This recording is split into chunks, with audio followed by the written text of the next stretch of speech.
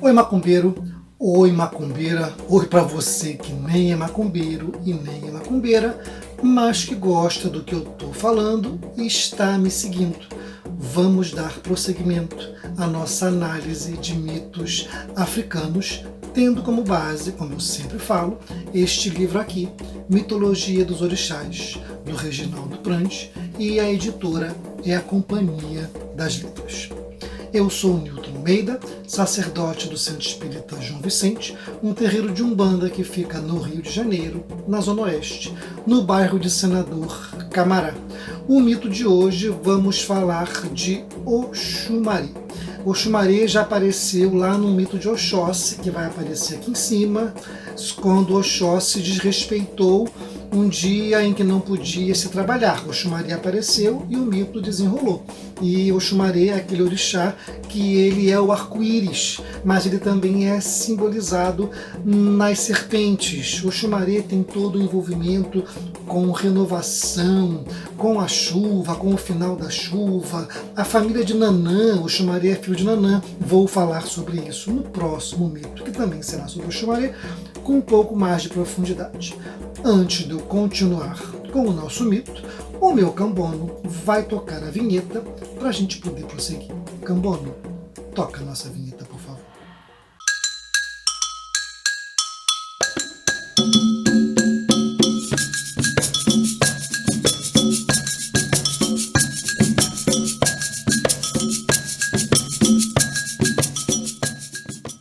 O Cambono tocou a nossa vinheta e vamos prosseguir. O mito de hoje, pessoal, se chama Oxumari desenha o arco-íris no céu. Como que isso acontece? Toda vez que chovia, Oxumari interrompia a chuva quando ele achava que estava demais. Ele tem uma faca de bronze e ele então passava a faca no ar em direção ao céu. Aparecia o arco-íris e a chuva parava. Essa era a função de Oxumari.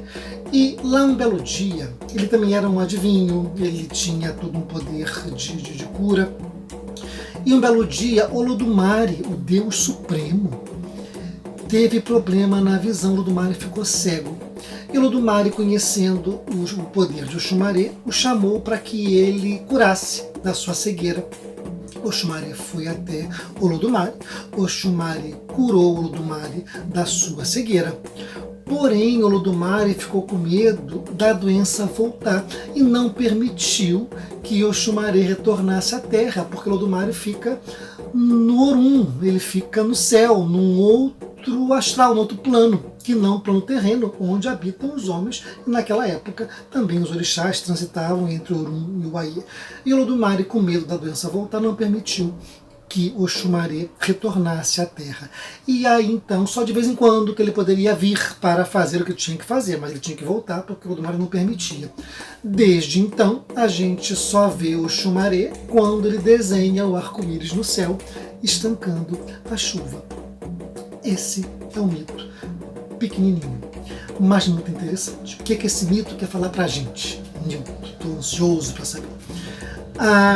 Esse mito ele fala muito da parte prática de nós sacerdotes, nós médiuns, pessoas em geral que lidam com o aconselhamento, pessoas que fazem atendimento fraterno e até terapeutas, enfim, pessoas que lidam com clientes de maneira bem direta no tratamento ali, cliente e profissional, tá?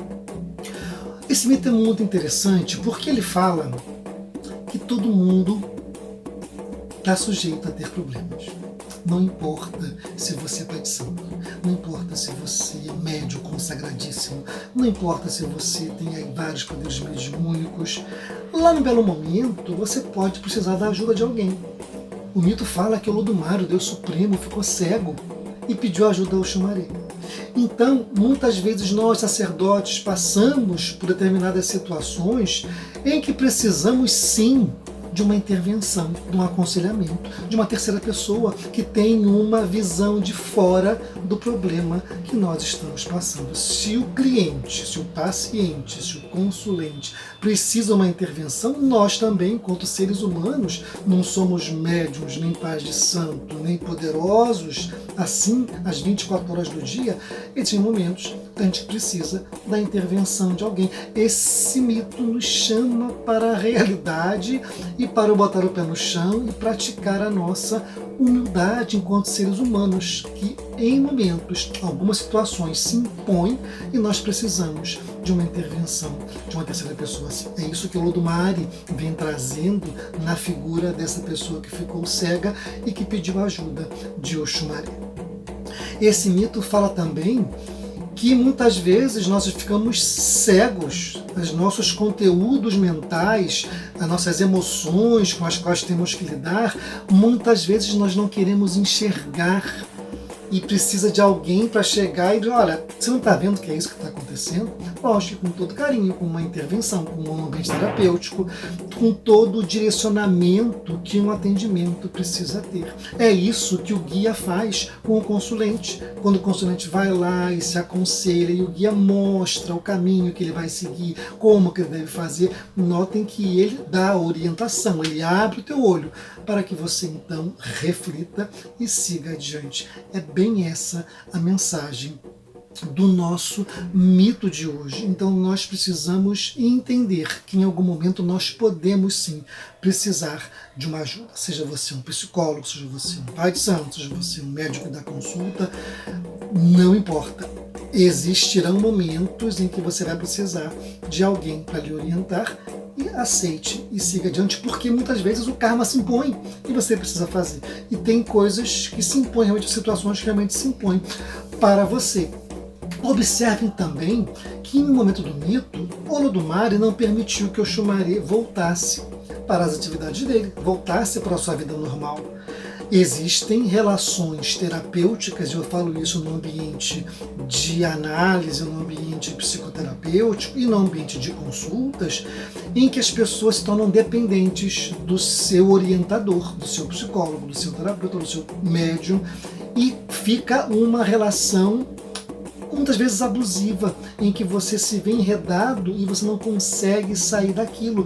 Você precisa colocar limites nesse atendimento. Você não está ali para resolver a vida da pessoa. A sua função é fazer que ela se questione, dar as perguntas poderosas para que ela encontre o caminho dela. A gente precisa se desvencilhar dessa relação que pode se tornar doentia e uma prisão. Você tem que ter a sua vida e o seu consulente a dele. É isso que esse mito está falando, para que a gente não fique refém, como Oxumaré ficou, preso eternamente no relacionamento lá que teve com o Olodumare, porque ele tinha medo da doença voltar. A gente precisa trabalhar isso de alguma forma, dando a responsabilidade para o nosso consulente, para a nossa pessoa que está sendo atendida. Tá? Outra coisa interessante, vocês lembram que Oxumaré, passava com a faca no ar e a chuva estancava? Eu não lembro se eu falei, mas a faca de Oxumaré, ela é de bronze. É um metal que ele é gentil, ele não é um aço, não é uma faca ameaçadora. Quando Oxumaré interrompe a chuva com a sua faca de bronze, Oxumaré está nos falando que existem tempo para tudo, existe tempo para tudo. Existe tempo para dor, para alegria, para o trabalho, para o descanso. E quando os momentos de chuva, os momentos de tristeza, de abandono, as sensações que nos colocam para baixo, elas têm que ter uma finalização. E você não interrompe de maneira brusca.